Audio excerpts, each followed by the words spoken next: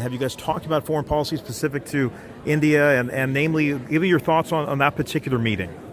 So I do know Trump was in India today, and it sounds like there was a giant turnout there from what I gather. And my concerns about the relationship between Prime Minister Modi and President Trump is that it's transactional in nature. It's not based on deep set of values. It's a president who wants to do business in India, building the Trump Towers, trying to get some established business ties. Donald Trump Jr., Eric Trump, always kind of doing business there. And I think they see it as mutually beneficial from a business perspective, which, as businessmen, I appreciate that line of thought. But as any country who's trying to establish, I think, a true basis of friendship and allyship with the United States should base it on values.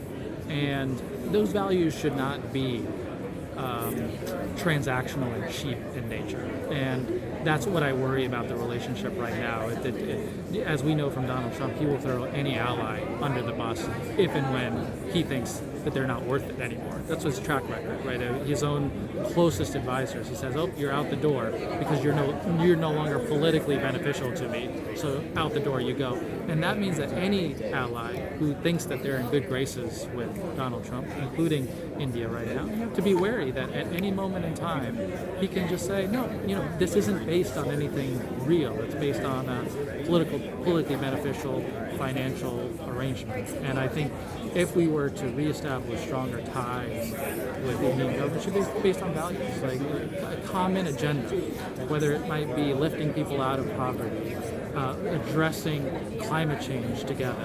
How do we modernize our energy system? Those things I think we could and should do together, but right now those are not being done. Here in South Carolina, Indian Americans are actually the second largest immigrant group after Mexicans in South Carolina, and that's true of 21 states. Yes. Do you have a strategy and outreach here in South Carolina for Indian Americans? I mean, it's wonderful, right? I mean, here in South Carolina, and also if you go down into the South, in Florida, large Indian American community. And if you look at the work that they're doing, they're helping establish businesses and working in automobile industries and helping bring vibrancy to the American economy. And it's a wonderful thing. It's really kind of a example of why America values and should appreciate immigration more so than Donald Trump appreciates, I think, but really appreciate immigration, Indian Americans contributing wonderfully to the economy.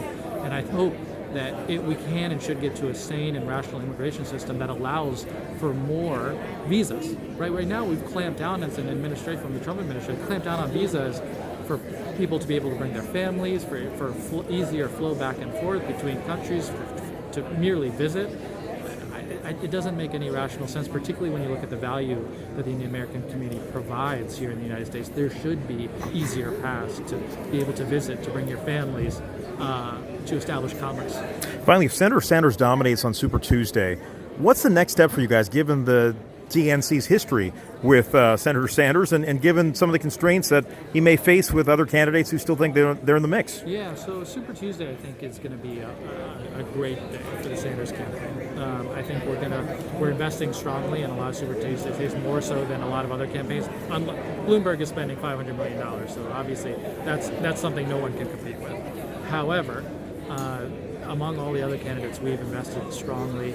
We've got a grassroots organization in each of those states, and I think that volunteer network that the Sanders movement has, of all these people willing to knock doors and make phone calls, comes out in its strongest form on a time like Super Tuesday, because you have 14 states competing at one time, and the one who has the strongest organization, I think, will end up carrying the day, and I believe it'll be us. The Bernie Sanders campaign. And there were some candidates on the last debate who were like, well, let's settle it, let's have a brokered convention potentially. I think that the right view for the Democratic Party is to be democratic and to value democratic ideas and democratic norms. So what does it mean to be democratic? It means that the will of the popular vote should rule. That when people vote and you gather in town hall meetings and you talk to people and you urge them to get out, that at the end of that process, you tally up how many people voted for whom, and the person with the most votes should win.